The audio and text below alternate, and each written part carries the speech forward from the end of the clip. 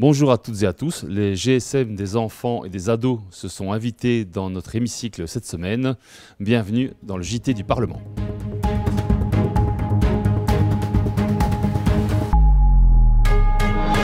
Le téléphone portable à l'école, c'est fini, ou presque. Un projet de décret a été discuté et voté en ce sens ce mercredi en séance plénière. Explication. Ce mercredi 12 mars en séance plénière, les députés ont voté le projet de décret relatif à l'usage récréatif du téléphone portable à l'école. Même si de nombreux établissements scolaires réglementent déjà son usage, le décret vient les soutenir avec ses propres dispositions, tout en veillant à instaurer une marge de manœuvre pour les enfants en situation de handicap ou les cas de force majeure. Le décret a été voté par la majorité MR Les Engagés, auquel se sont joints le PS et Écolo, moins une abstention. Le PTB s'est abstenu.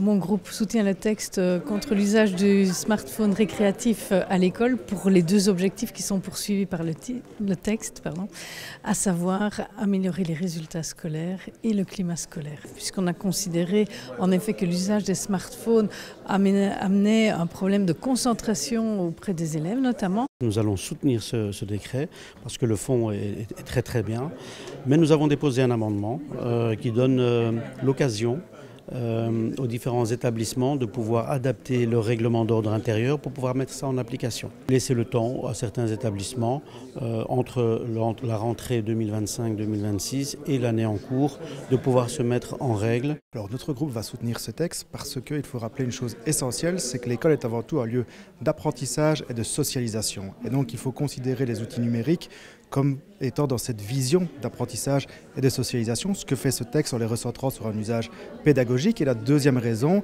c'est parce qu'il y avait un vide juridique. Beaucoup d'écoles avaient avancé sur le sujet en interdisant déjà de leur établissement l'usage des smartphones, mais sans base juridique. Le PTB ne va pas soutenir le décret qui va interdire le GSM à l'école. C'est que d'un côté, on est vraiment en faveur qu'il y ait une régulation pour réguler le GSM parce que ça crée des tensions. Par contre, si on veut vraiment réussir pour réguler le GSM, il faut impliquer et les professeurs et les écoles, adapter les règlements et impliquer les élèves pour créer quand même une base de soutien. Écolo va soutenir le décret pour l'interdiction des smartphones, mais va quand même marquer, comme je l'ai fait dans ma prise de parole, l'idée que un peu de temps supplémentaire aurait été utile pour les écoles qui ne sont pas encore du tout dans le processus et qui auraient besoin de mener une concertation interne avec les élèves, entre autres, pour mieux adhérer à cette interdiction.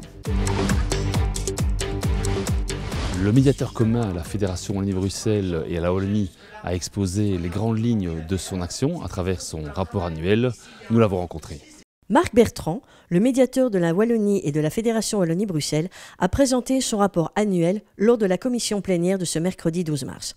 Son rôle consiste à examiner les réclamations des citoyens au sujet du fonctionnement du ministère de la Fédération Wallonie-Bruxelles, des entreprises publiques qui dépendent de la Fédération, comme la RTBF par exemple, ou encore les écoles, et de proposer des solutions.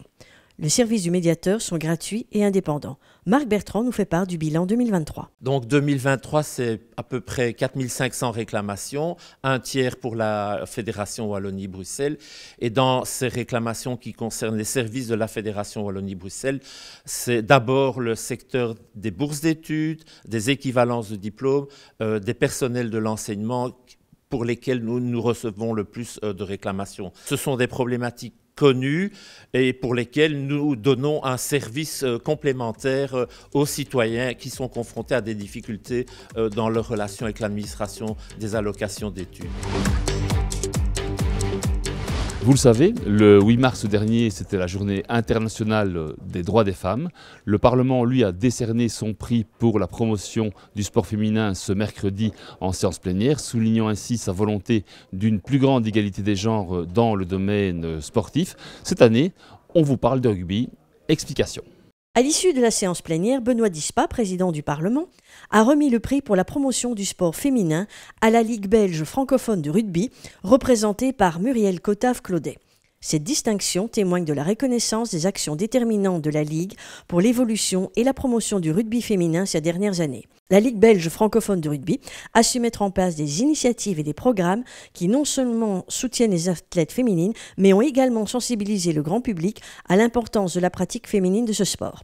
En leur décernant ce prix, le Parlement souhaite encourager ces actions et promouvoir davantage le développement du sport féminin en Fédération Wallonie-Bruxelles. C'est une superbe reconnaissance, évidemment, hein. Ça nous fait plaisir, ça fait plaisir aux employés qui ont beaucoup travaillé là-dessus. Pour moi, il n'y a pas de sport féminin, il y a des sports qui sont pratiqués par des femmes et des sports qui sont pratiqués par des hommes, mais les règles sont les mêmes, la pratique est la même. La semaine dernière avait lieu la 28e édition du Parlement Jeunesse. Plus de 100 francophones âgés de 17 à 26 ans ont investi le Parlement pour vivre une immersion unique au cœur du processus démocratique en devenant députés, ministres ou encore journalistes. Au programme, des débats et des projets de décret centrés sur de grands enjeux de société comme l'amélioration de notre santé ou encore la qualité du journalisme.